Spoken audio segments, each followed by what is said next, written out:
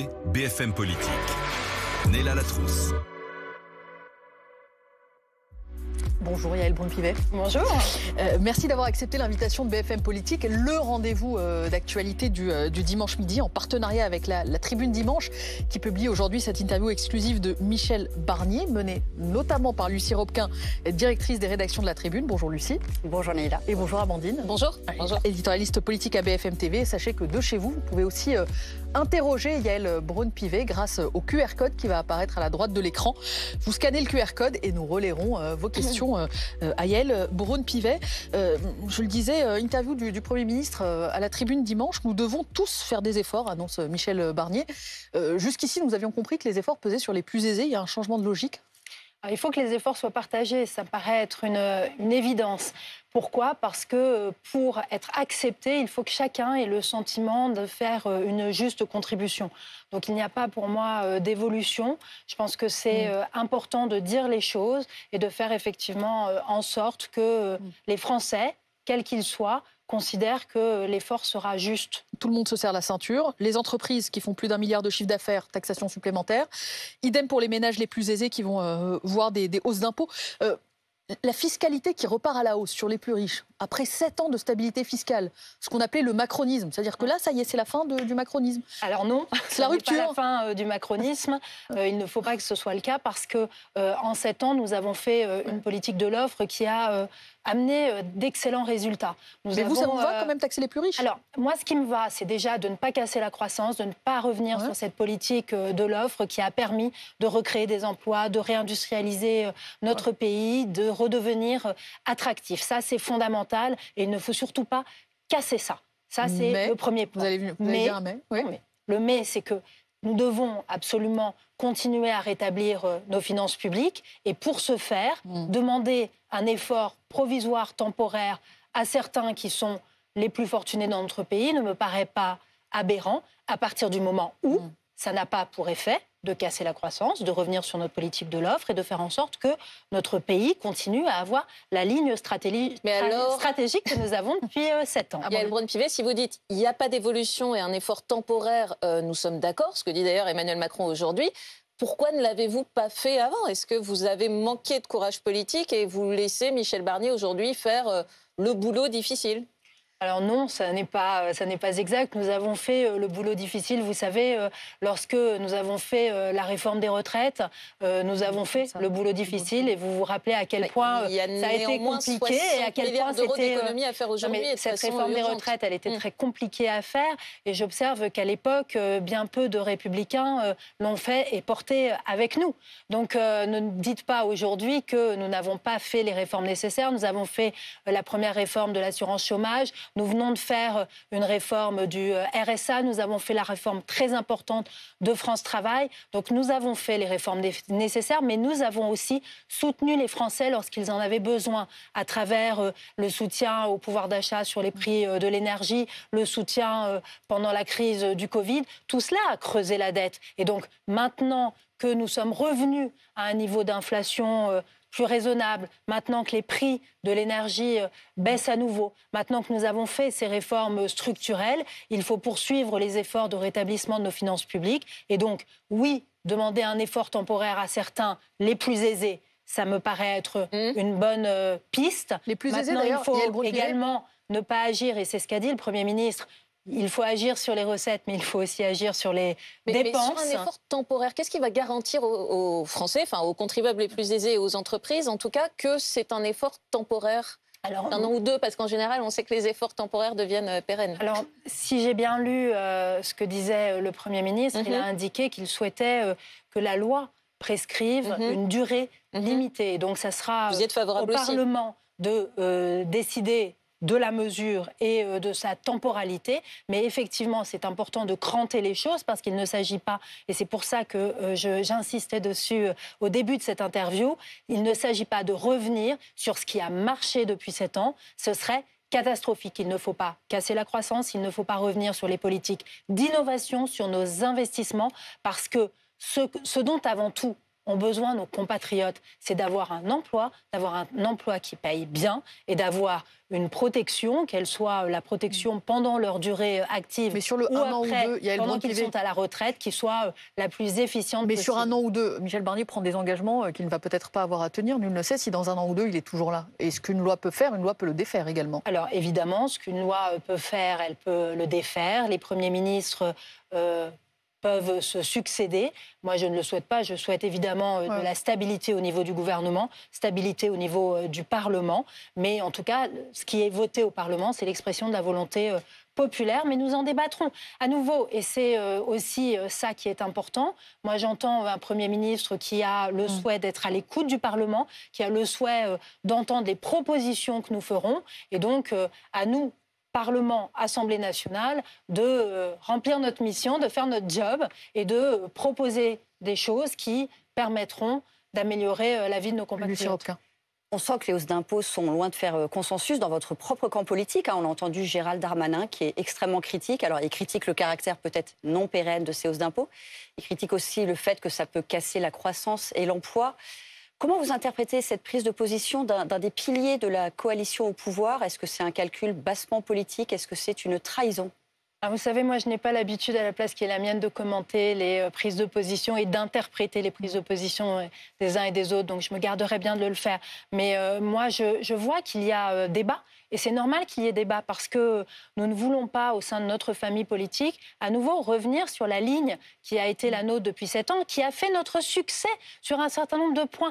Quand on a 2 millions de Français qui ont retrouvé un emploi, ça n'est pas rien. Ça, c'est du pouvoir d'achat. Ça, c'est de la dignité retrouvée. Mais et donc, France, nous souhaitons ne pas casser cette dynamique-là. Et donc, il faut regarder comment nous augmentons les recettes sans casser la dynamique. C'est tout l'enjeu. Et je crois que c'est ça que chacun de nous a à l'esprit aujourd'hui. La France est déjà championne du monde des impôts. Nous avons le taux de prélèvement obligatoire le plus élevé du monde. Vous en rajoutez 20 milliards.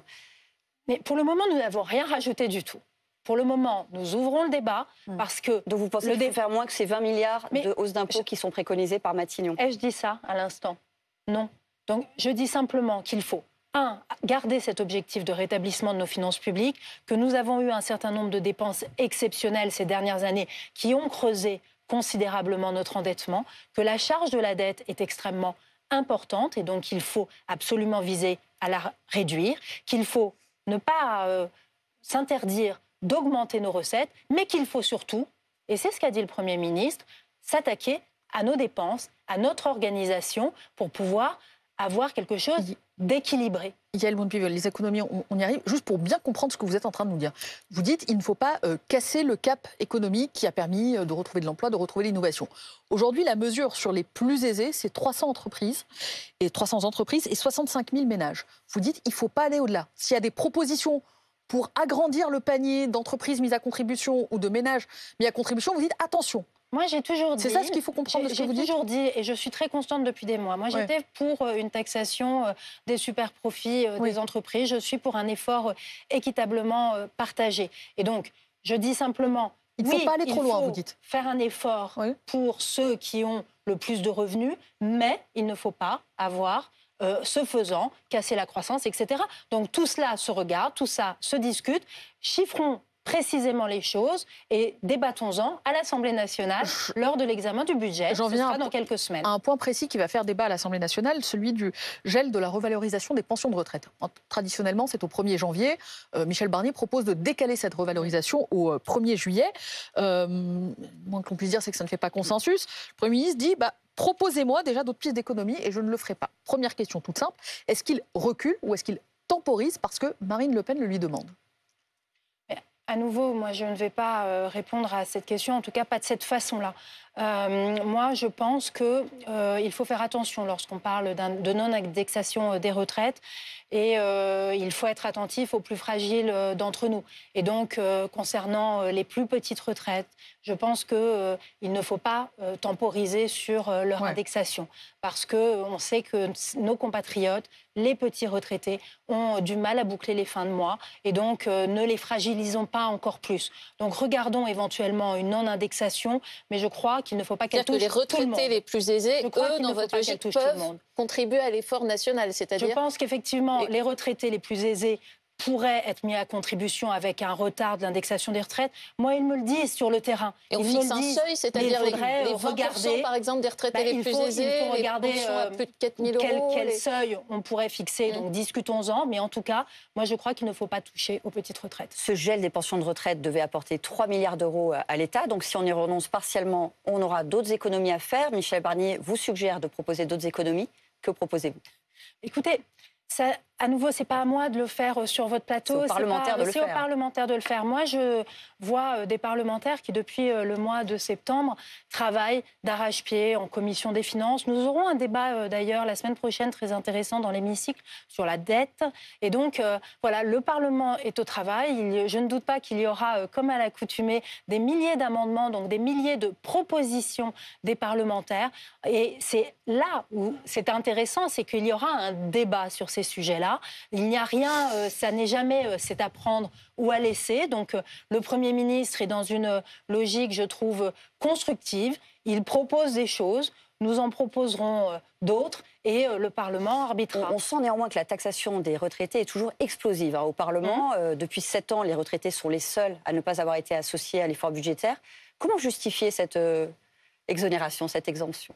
Mais justement, c'est vrai que moi, dans les échanges que je peux avoir avec certains retraités, ils ne comprennent pas et ils me disent mais n'hésitez pas à en fait nous taxer un petit peu plus parce que nous sommes bien conscients, ils voient leurs enfants, ils voient leurs petits-enfants parfois en difficulté, notamment quand ils sont étudiants. Donc en fait, c'est pour ça qu'il ne faut pas, je crois, écarter cette mesure par principe. En revanche, il faut faire attention à nos retraités les plus fragiles, à nouveau. Et donc, moi, je préconise que l'on regarde et qu'on fasse une distinction entre les retraités les plus aisés et ceux pour lesquels je pense qu'il faut faire l'indexation au 1er janvier, comme à l'accoutumée, parce qu'il ne faut pas les précariser davantage. Yael Braun-Pivet, je rappelle les chiffres, 20 milliards de hausse d'impôts, 40 milliards d'économies, ça va être très dur, a prévenu Michel Barnier, qui a mis sur la table certaines pistes, l'efficacité de la dépense, la fusion de certains doublons dans les agences de l'État, ne pas remplacer certains fonctionnaires qui ne sont pas au contact avec le public. On apprend que le relèvement d'une taxe sur l'électricité est aussi dans les tuyaux, c'est-à-dire qu'à la fin, il y aura des factures qui coûteront plus cher. Il faut faire très attention parce que on voit bien que la politique depuis ces derniers mois a été plutôt de soutenir les personnes qui n'arrivaient pas à payer leur facture d'électricité. Le pouvoir d'achat de chacun de nos concitoyens et donc faisons attention à nouveau par ces mesures à ne pas fracturer le pouvoir d'achat des plus fragiles. Vous avez peur que les réformes très attentive à cela déchirent l'impact social en quelque sorte. C'est ça ce que vous êtes en train de dire. Vous êtes en train de dire attention. Vous avez entendu le dire plusieurs fois depuis le début de cette émission. Oui, parce que vous savez, on a des Français, des concitoyens qui ont du mal à boucler leur fin de mois. On les voit, on les a soutenus. On les a soutenus depuis des mois, des années dans leurs difficultés. Donc, ce n'est pas aujourd'hui En fait, ça serait assez absurde. On ne peut pas creuser la dette pour soutenir le pouvoir d'achat des Français, pour après s'attaquer au pouvoir d'achat des Français pour combler la dette que l'on aura creusée. C'est assez aberrant. Si vous vous dites qu'il faut faire des efforts, et notamment baisser les dépenses, est-ce qu'à l'Assemblée nationale, par exemple, c'est un bon endroit pour commencer à faire des efforts? Est-ce qu'on peut faire des économies dans le fonctionnement, dans le nombre de députés? Emmanuel Macron proposait en 2017, par exemple, un quart de députés en moins. Est-ce que c'est une piste à creuser? Qu'est-ce que vous souhaitez faire? Alors, je ne crois pas qu'il faut aborder la question du nombre de parlementaires par le biais des économies qu'on pourrait faire à l'Assemblée nationale. La question du nombre de parlementaires se pose dans la mission du parlementaire, dans le rapport qu'il a avec les citoyens. Et moi, à chaque fois donc ça, c'est que je intangible. regarde... On garde les 577. À chaque fois que je vois une étude sur ce point, on voit que les Français attendent en première intention de leurs parlementaires qu'ils soient en proximité. Donc si vous réduisez le nombre de parlementaires, forcément vous allez éloigner le parlementaire du citoyen et ça n'est pas la demande des citoyens.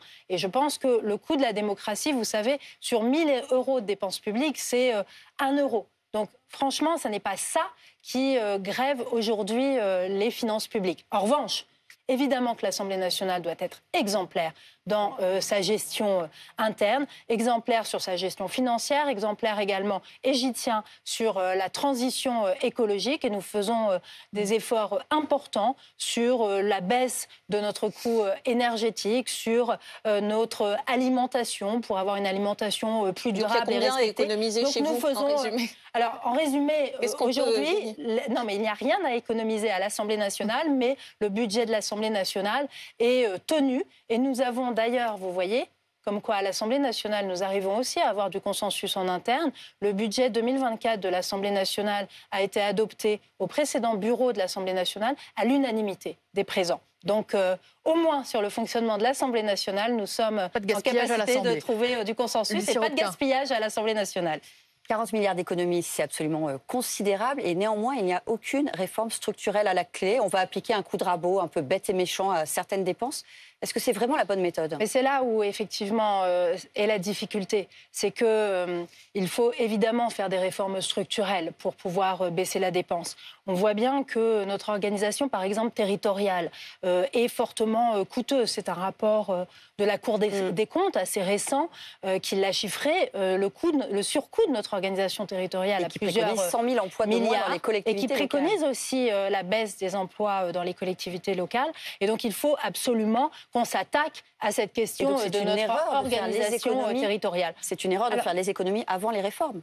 Il faut faire les deux, il faut faire des économies, mais il est inconcevable pour moi de ne pas faire des réformes structurelles. Je sais que c'est beaucoup plus difficile puisque nous avons une composition politique à l'Assemblée nationale qui va rendre les réformes structurelles beaucoup plus compliquées. Quelles sont les réformes structurelles? Mais ça n'est pas parce que c'est compliqué qu'il ne faut pas s'y attaquer. Lesquelles, par exemple, pour être peut-être plus précis pour nos téléspectateurs. Quand on entend réforme structurelle, on peut tout imaginer, en fait. On peut imaginer réforme du modèle social, on peut imaginer réforme des régions. Enfin, Je pense qu'il faut s'attaquer à la réforme, effectivement, de l'organisation de l'État. Donc, c'est celle dont on parlait.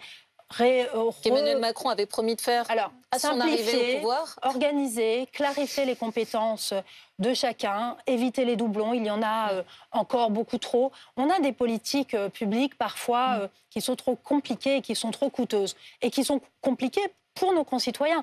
Moi, souvent, on parle de transition écologique. Et lorsque l'on veut faire, par exemple, personnellement, une rénovation énergétique, on a parfois des aides de la commune ou de la communauté d'agglomération, du département, de la région et de l'État. Est-ce qu'on ne peut pas regarder cela pour mieux organiser, être plus efficient, parce que bien souvent, nos concitoyens ne touchent pas toutes les aides auxquelles ils ont droit. Et on voit que ça entraîne une complexité de part et d'autre, pour les pouvoirs publics, mais aussi pour les citoyens, qui est nuisible et qui est coûteuse. Donc, simplifions, réorganisons. Ça, je crois que c'est quelque chose dont on parle depuis longtemps. On a des dizaines et des dizaines de rapports sur l'organisation de l'État. Éric Woerth en a réalisé un excellent récemment.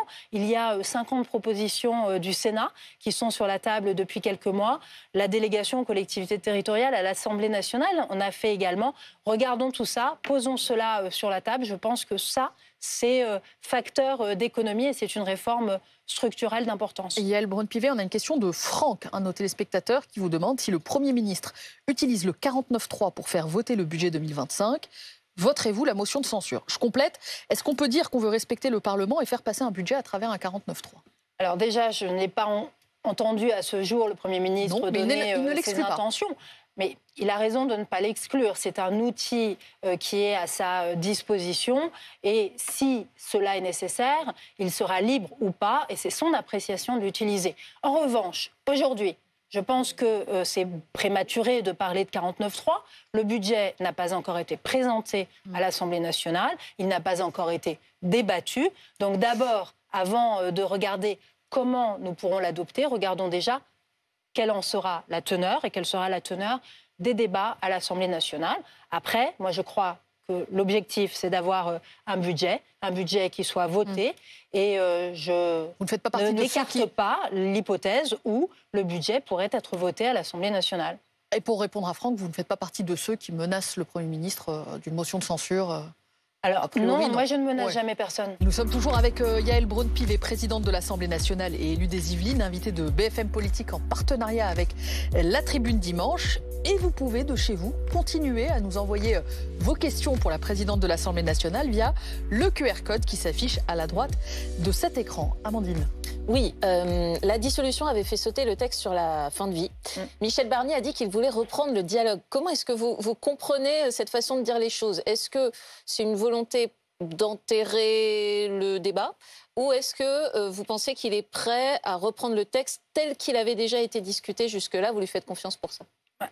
En tout cas, ce qui est certain, c'est qu'à l'Assemblée nationale, il y a beaucoup de parlementaires qui veulent reprendre le texte là où nous avions interrompu les débats. Il nous restait une Vous aussi, semaine. Le d'ailleurs, texte. c'est votre Mais souhait. moi aussi, c'est mon souhait, évidemment. Moi, c'est un texte sur lequel je me suis beaucoup impliquée depuis le début. Il y a eu beaucoup de discussions. Il y a eu cette convention citoyenne formidablement bien menée par le CESE. Il y a eu après un an de discussions menées par la ministre Agnès Firmin-Le Bodo pour préparer le texte. Nous étions enfin arrivés à l'étape parlementaire et donc il faut continuer cette étape parlementaire. Il ne saurait s'agir de revenir en arrière. L'idée, ça n'est pas de faire 3 pas en avant, 2 pas en arrière.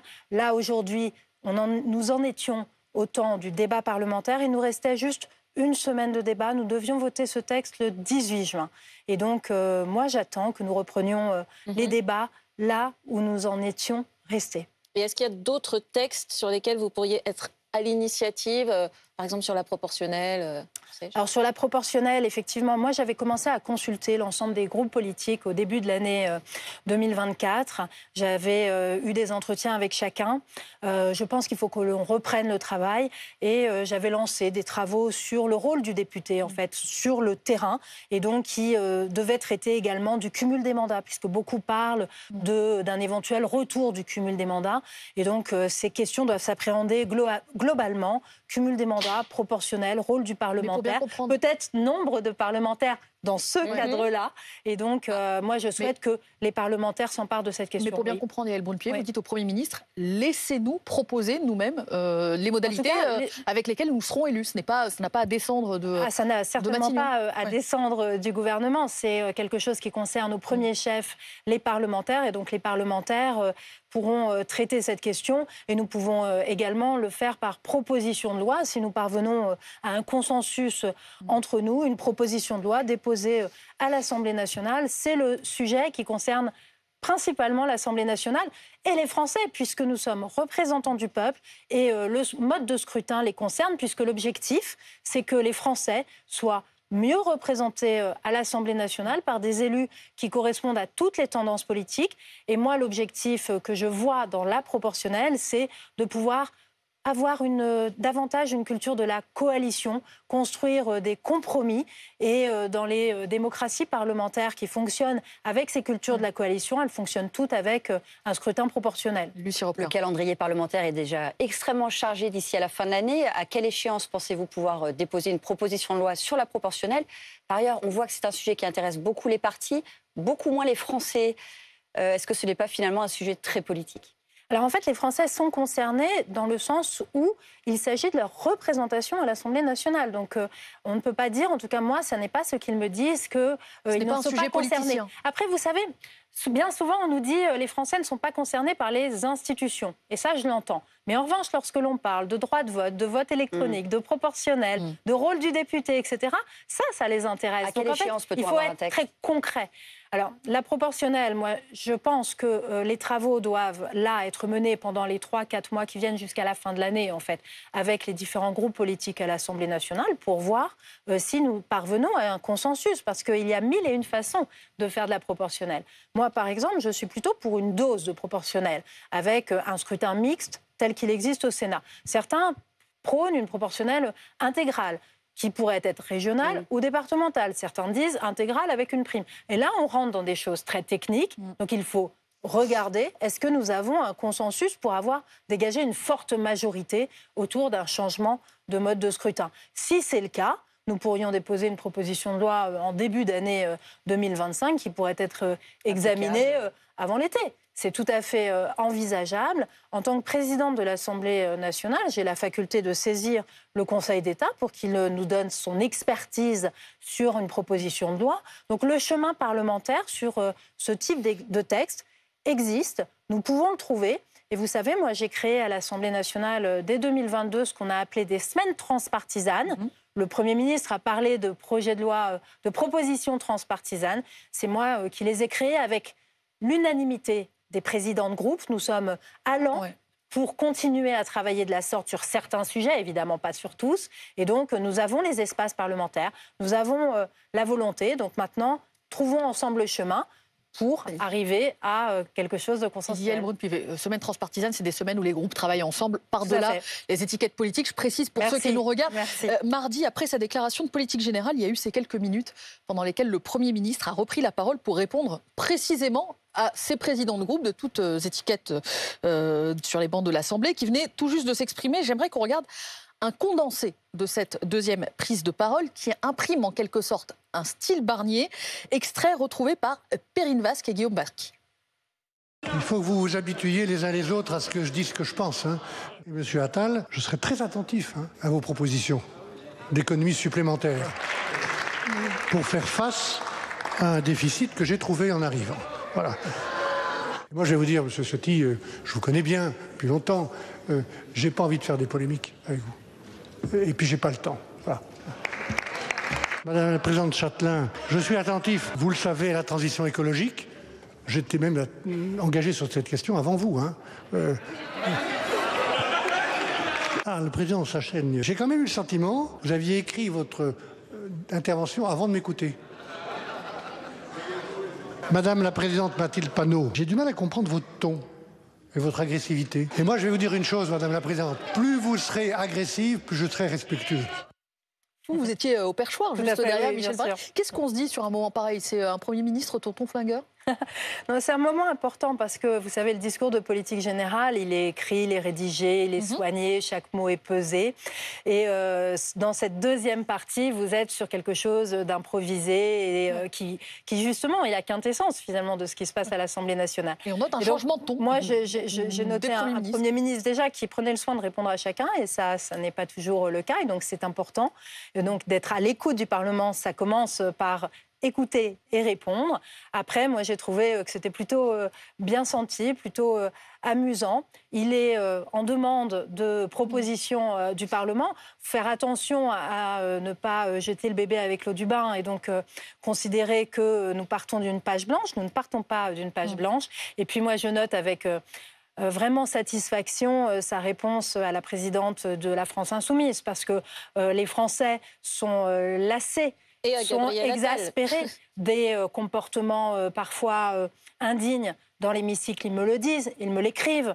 Et donc, avoir un Premier ministre qui se place aussi sur ce terrain-là, eh bien, comme ses prédécesseurs, mais d'une autre façon, me paraît être important. Vous l'avez pas trouvé plus avenant avec Marine Le Pen qu'avec les autres, par exemple? Moi, je souhaite qu'on ramène le calme dans l'hémicycle. Je souhaite que cet hémicycle soit apaisé pour que nous puissions travailler, discuter, nous écouter, convaincre. Vous savez, à l'Assemblée nationale, l'objectif, c'est de convaincre l'autre que sa position est la bonne. Et ça ne se fait pas en criant, ça ne se fait pas en hurlant, ça se fait en écoutant et en argumentant. Vous n'avez pas trouvé qu'il était plus avenant avec Marine Le Pen qu'avec les autres présidents de groupe auxquels il répondait? Pas particulièrement, non. Pas particulièrement.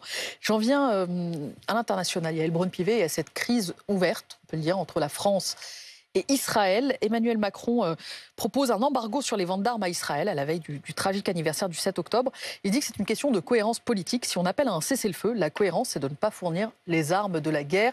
Message adressé aux États-Unis, puisque la France ne vend pas directement d'armes à Israël. Est-ce qu'il a raison? Est-ce qu'il faut cesser les ventes d'armes à Israël? Écoutez, en ce moment, Israël fait face à de nombreuses attaques terroristes. On est à la veille de la célébration de ce triste anniversaire des attaques du 7 octobre qui ont fait plus d'1 millier de morts dans des conditions absolument abominables. Nous avons encore aujourd'hui des otages qui sont détenus par l'organisation terroriste Hamas. Nous avons des otages français. Nous avons des compatriotes qui sont détenus actuellement. Et donc aujourd'hui, la guerre face au terrorisme en Israël n'a pas cessé. Elle doit se poursuivre. Et donc, Il y a une erreur de timing de la part d'Emmanuel Macron. Israël doit être en capacité, en pleine capacité de se défendre. Mais vous dites une fois que l'on a dit ça, il y a une erreur de timing avant le 7 octobre, alors qu'il y a eu ces 200 missiles. Moi, je n'ai pas à commenter. Je dis simplement. C'est-à-dire que non seulement vous souhaitez, si je comprends bien, hein, mais que des armes continuent à être envoyées à Israël, mais en plus vous trouvez que cette déclaration intervient à un mauvais moment. Mais je n'ai pas dit ça. Je dis ce que je pense. Je ne commente pas les déclarations des uns et des autres. Vous êtes en désaccord avec ce qu'a dit ça, c'est Emmanuel votre Macron. commentaire. Moi, ce que je dis, c'est que Israël aujourd'hui fait face à des attaques qui remettent même en cause son existence. Et donc, Israël, démocratie, doit pouvoir se défendre. Disant cela, Israël doit pouvoir maintenant réussir. Notre objectif, c'est quoi? Notre objectif, c'est 1, la libération des otages. 2, le cessez-le-feu, pour que nous puissions parvenir à une solution politique avec 2 États, un État palestinien et un État israélien, et de sécuriser l'existence de ces 2 États. Donc de sécuriser les fronts au nord d'Israël avec le Liban et de sécuriser les relations dans la région. Il ne vous aura pas échappé que ces jours derniers, l'Iran a fait une attaque absolument considérable la question que contre pose Israël. Emmanuel Macron, c'est est-ce que la solution est aujourd'hui militaire? Mais aujourd'hui, Israël se défend. Israël se défend face à l'Iran. Mais le nombre Israël de se morts défend civiles, face à Hezbollah. C'est-à-dire qu'il Israël y a 41 000 morts à Gaza et 2 000 morts au Liban. nombre de On peut morts se demander si à un moment donné, envoyer des armes n'est pas cautionné. Le nombre de morts civiles est abominable. Et il nous effraie tous. Et tout le monde, toutes les démocraties du monde appellent à un règlement de ce conflit le plus rapidement possible. Tout le monde fait le maximum d'efforts pour qu'il y ait enfin un cessez-le-feu.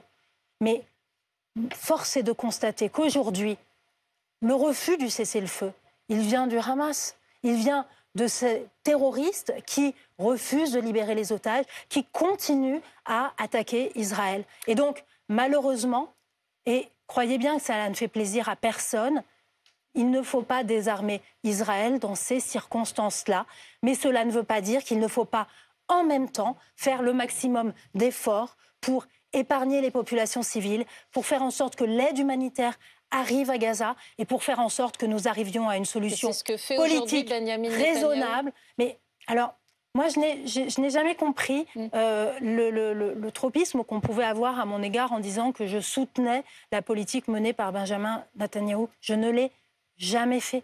Moi, je soutiens simplement le fait que Israël a le droit d'exister là où ils sont et qu'elle a le droit de se défendre face au terrorisme. Mais cette réponse d'Israël... Et donc, la politique de Benjamin Netanyahou, elle concerne effectivement les Israéliens. Il a été élu régulièrement. C'est aux Israéliens de choisir leurs dirigeants. Ce n'est pas à Yael Braun-Pivet, présidente de l'Assemblée nationale de la France, de décider qui doit diriger ce pays. Je ne suis pas d'accord avec tout ce qu'il fait. Évidemment que je ne suis pas d'accord avec tout ce qu'il fait. Mais mon rôle aujourd'hui n'est pas là. Mon rôle aujourd'hui, il est de simplement dire ce que je crois profondément et il est aussi de soutenir notre pays par rapport à, et on en parlera peut-être, aux attaques antisémites qui ont explosé depuis ce conflit et de rappeler que dans notre République, nous ne devons pas importer ce conflit, nous ne devons pas faire des amalgames, ni dans notre République, ni dans notre Assemblée, bien évidemment. La réponse de Benyamin Netanyahou aux attaques du Hamas a néanmoins été extrêmement ferme. Ma question est très simple. Est-ce que vous pensez qu'il a violé le droit international ? Écoutez, ce sera peut-être un jour à des juridictions internationales de se prononcer. Ce qui est certain, c'est qu'aujourd'hui, il faut qu'on arrive à un règlement de ce conflit. Les images que l'on voit de Gaza épouvantent tout le monde, mais les témoignages que l'on reçoit des otages qui sont libérés épouvantent également tout le monde. Et donc, vous savez, on est dans une situation extrêmement complexe. Il faut absolument que nous arrivions à cette... Benyamin Netanyahou a répondu aux propositions d'Emmanuel Macron. Il a répondu « honte à vous ». Est-ce que vous aussi, vous jugez que les propos d'Emmanuel Macron étaient excessifs ou est-ce que la réponse de Netanyahou était elle-même excessive? Je ne serai pas dans mon rôle de commenter les propos ni de Benjamin Netanyahou ni du président de la République, mais je vous ai indiqué quelle était ma position. Qui Benyamin Netanyahou écoute-t-il encore aujourd'hui? Parce qu'on a l'impression que ni les États-Unis ni la France n'arrivent réellement à se faire entendre. Vous dites croire à une solution diplomatique, mais comment fait-on si le Premier ministre israélien n'écoute pas ses alliés? Il faut, je crois, exercer toute la pression possible, une pression diplomatique, une pression Est-ce que ça passe par la reconnaissance de l'État de Palestine, par exemple? Yael Braun-Pivet, Emmanuel Macron y a ouvert la porte à la tribune de l'ONU. Est-ce que c'est ça une pression diplomatique? Alors, je ne sais pas. Moi, j'entends sur cette reconnaissance de l'État palestinien et nous le souhaitons tous, qu'il y ait demain un État palestinien aux côtés de l'État d'Israël. Je dis bien aux côtés de l'État d'Israël. Et donc, moi, ce que je veux, c'est un règlement, et c'est peut-être naïf, mais c'est un règlement global. Il ne s'agit pas aujourd'hui de donner raison à des actions terroristes pour obtenir tel ou tel résultat sur le plan diplomatique. En revanche, il faut avoir cet objectif en ligne de mire, qui doit être notre objectif à tous, celle de la création d'un État palestinien. Mais par exemple, à l'Assemblée nationale, il y a un député centriste qui, de manière symbolique, veut la création d'un groupe d'amitié France-Palestine. Est-ce que vous y êtes favorable? Alors, ça sera débattu en bureau de l'Assemblée nationale, je pense, prochainement, lorsque les groupes d'amitié seront reconstitués. Nous avions écarté la création d'un tel groupe pendant la précédente mandature parce que nous avons des critères à l'Assemblée nationale. Nous avons défini 3 critères pour créer des groupes d'amitié. Et la question pour la création du groupe pour la Palestine ne correspondait pas, ne remplissait pas ces 3 critères, mais n'en remplissait qu'un, à l'instar de Taïwan ou à l'instar du Tibet. Et donc, il faudra regarder si l'Assemblée souhaite faire évoluer ces critères. Nous en délibérons en bureau. Et vous dites oui, pourquoi pas, non? Pourquoi pas? Si moi, je ne suis pas jamais fermée. Vous savez, je ne suis pas dogmatique, jamais. Et donc, je regarde les choses, je regarde les situations. Et donc, je n'y suis pas fermée par principe. Mais à nouveau, moi, je regarde le droit. Nous avons des critères. Est-ce que ça correspond aux critères que nous avons définis? Et ce n'est pas moi qui ai défini les critères, c'est mes prédécesseurs. Vous l'avez rappelé tout à l'heure, il y a encore 2 Français parmi les otages du Hamas. Les familles de ces otages estiment que la France n'en fait pas assez. Cette critique est-elle légitime? Et nous sommes à côté de ces familles depuis l'origine. Moi, je les reçois régulièrement. Je crois que le président également, le président du Sénat, nous sommes à leur côté et nous faisons le maximum d'efforts pour libérer les 2 otages restants. Et donc, moi, je crois que face à ces situations terribles, il faut avoir des actions politiques, mais il faut aussi avoir, et c'est ce que nous faisons, cette empathie, être aux côtés d'eux quand les gens sont dans la souffrance. Et je crois que c'est ce qu'il faut faire et c'est ce que je ferai encore dans les jours qui viennent, puisque je recevrai à nouveau à l'Assemblée nationale des familles d'otages. Une question sur l'explosion des actes antisémites, notamment depuis le 7 octobre en France. Vous avez vous-même déposé, en tant que présidente de l'Assemblée nationale, beaucoup de plaintes, une trentaine déjà. Qu'est-ce qu'elles contiennent, ces plaintes, d'une part? Et d'autre part, est-ce qu'il faut, à l'occasion du 7 octobre, un temps d'explication dans les écoles? Alors, les plaintes, en fait, c'est je reçois des courriers manuscrits ou alors des mails ou alors ce sont des attaques antisémites sur les réseaux sociaux. On sait que sur les réseaux sociaux, la parole est particulièrement libérée.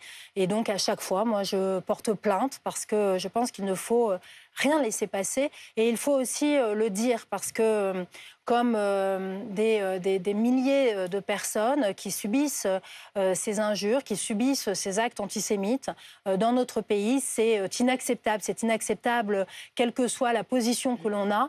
Et peut-être qu'à travers moi, on vise aussi autre chose, puisque en tant que présidente de l'Assemblée nationale, je représente quelque chose. Donc il ne faut jamais rien laisser passer. Moi, j'invite chacun à porter plainte. Et sur les écoles? Sur les écoles, il faut, je crois, inlassablement instruire, inlassablement apprendre. On voit malheureusement que les notions d'Holocauste, les notions du Veldiv disparaissent dans les consciences de nos jeunes. Mais vous auriez souhaité demain, par exemple, un temps abominable. Il ne faut dédié au 7 octobre dans les écoles? Alors, que ce soit un temps dédié au 7 octobre ou pas, finalement, ça n'est pas ça ce qui est important. Ce qui est important, c'est que nous instruisions l'histoire à nos enfants. Et ça ne se fait pas à travers d'une journée commémorative, ça se fait tout au long de l'année. cette histoire. Et au moment où les témoins disparaissent, nous avons le devoir d'être finalement les témoins de ces témoins. Et il ne faut pas que nous perdions le combat de la mémoire. Jean-Luc Mélenchon appelle à ériger des drapeaux libanais et palestiniens un peu partout cette semaine. Est-ce que c'est une provocation? Est-ce que vous le jugez responsable de la hausse de l'antisémitisme en France? En tout cas, ce qui est certain, c'est que par ses propos, par ses outrances, il attise un climat qui pourrait précéder ces provocations. Et on voit bien que ces appels, là, à intervenir dans les facultés, contribuent à cela, surtout dans ce moment-là. Je trouve ça très triste, je trouve ça préoccupant. Je pense qu'il ne faut pas prendre nos jeunes en otage. Vous savez, moi, je suis une mère de famille, j'ai des enfants qui étudient. Il faut préserver leur capacité à étudier dans l'apaisement, dans la sérénité, leur apprendre le débat d'idées.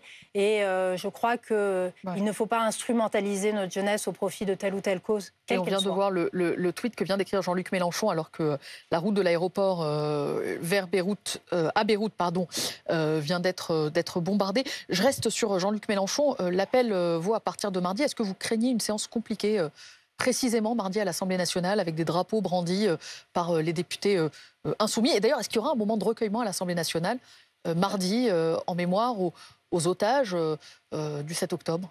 Alors non, il n'y aura pas de moment particulier parce que nous n'en faisons pas. Nous n'avons pas eu de moment de recueillement particulier pour d'autres événements tragiques. Nous nous recueillons lorsque l'événement arrive, mais nous ne célébrons pas les anniversaires. Ce sont les us et coutumes de l'Assemblée nationale. Et mardi, vous craignez une séance je recevrai, comme je vous le disais, des familles d'otages à l'Assemblée nationale.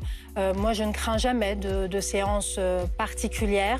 Je préside cette Assemblée diverses et je la préside. J'essaye le mieux possible. Après, s'il y a des actions qui contreviennent à notre règlement, eh bien, nous aviserons le moment venu, mais je n'ai pas d'acte prémédité.